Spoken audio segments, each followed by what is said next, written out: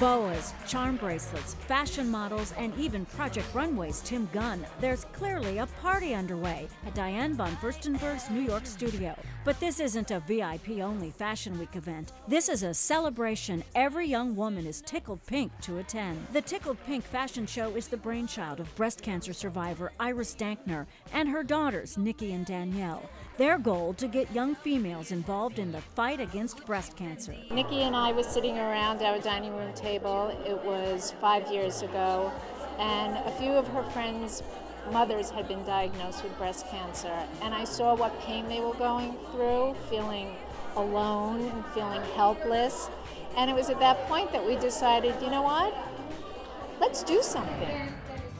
Since then, 30 young women and girls have joined forces with the Dankners to help stamp out breast cancer. Most of them have been touched by the disease in some way and all do their part, big or small, in the fight for a cure. There's so many different options. Like Annabelle and Emily, they make charm bracelets, a symbol of the promise made so many years ago by two young sisters. They're all really original.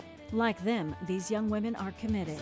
And they're called promise bracelets because I guess it's the promise that we sort of make to ourselves that we're going to raise money and we're going to help end breast cancer. Last year I raised $2,300, and so it was really rewarding when we found out how much money we raised just by little things. You don't have to have a whole event, but you can just sell little things and you can raise a lot of money, so it's good. That money is part of the $400,000 Tickled Pink has raised in 5 years. But this event isn't just about raising money, it's about celebrating life. And what better way to do that than with fashion?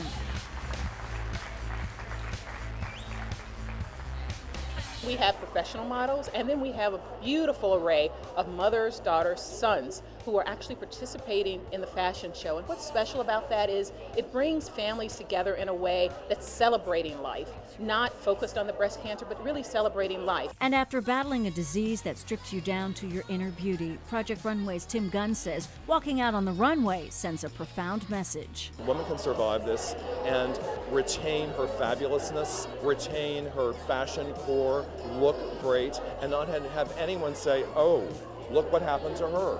It doesn't need to be like that anymore. It just doesn't. When those women hit the runway with their sons and daughters by their sides, it's an emotional moment, especially for Geraldine Lucas, who, when diagnosed with breast cancer at 27, never thought she'd have a daughter. Sky is now 9 and wearing lipstick for the first time in honor of her mother's battle. I wore lipstick to my mastectomy. It was a way of feeling glamorous at the worst moment of my life and still declaring I'd be a woman after all of this craziness. It was an amazing, magical moment, and to get to see Sky wearing it now, I never thought I'd get to see her grow old and old enough to wear it, so she's rocking it. And that was just the beginning of what these amazing sons and daughters and moms had to say on an evening filled with love and bonding. She started her life over and even better than before, right? Absolutely. You're in a much more... My mother had breast cancer, and I was just really amazed at all these girls, and they're really role models, and maybe I'll be role models for little girls.